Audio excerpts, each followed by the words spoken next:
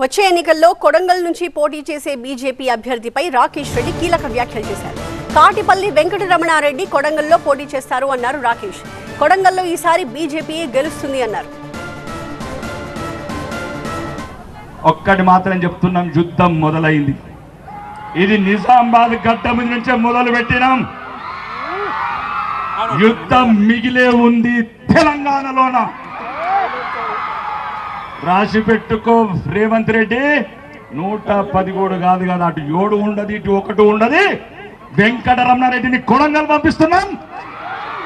దమ్ముంటే అక్కడ కొడంగల్ గెలు రేవంత్ రెడ్డి. ఛాలెంజ్ రాకేష్ రెడ్డిది.